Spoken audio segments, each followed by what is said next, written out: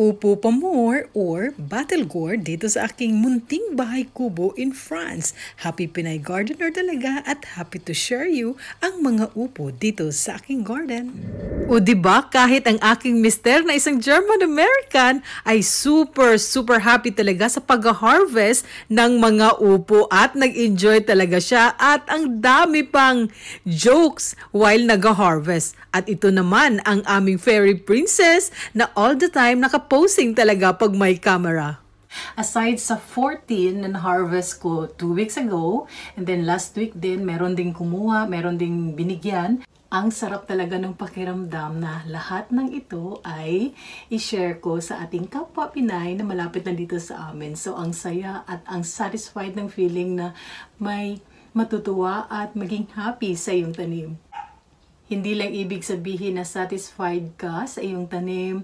The best is yung makapagbigay ka.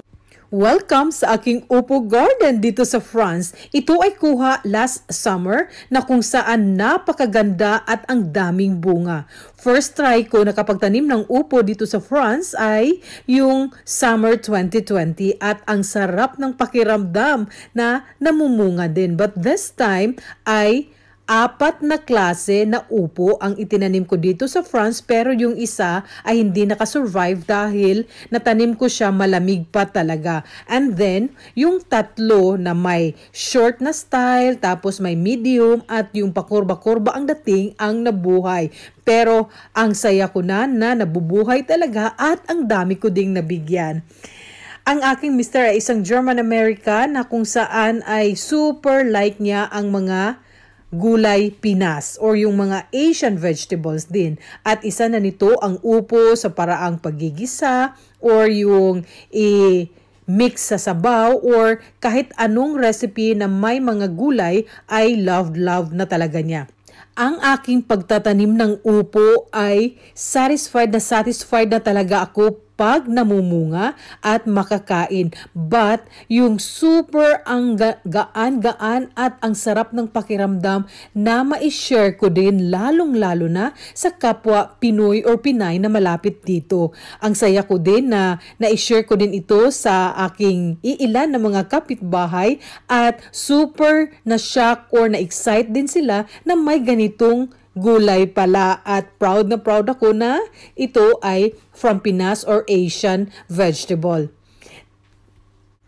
Dati talaga di ko inaakalang may mabubuhay na upo ang palaya dito pero pag itry mo talaga ay mabubuhay talaga at hindi lang ako ang nagtatanim ng mga Pinas or Asian vegetables.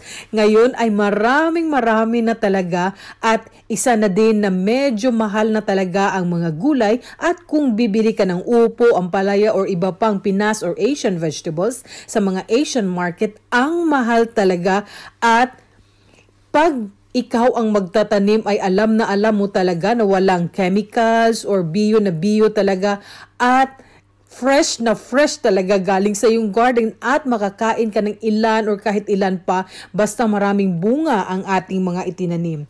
Yun na nga, pag may itinanim, may aanihin at pag may aanihin, may maibigay din tayo sa ating mga kakilala na gustong-gusto nito or kapitbahay. 'Di ba? Share effect lang talaga. At itong upo ay hindi talaga siya masyadong sensitive, alagaan, basta mainit lang. And then, basta always dilig in the morning, dilig in the afternoon. Yun yung style ko dito.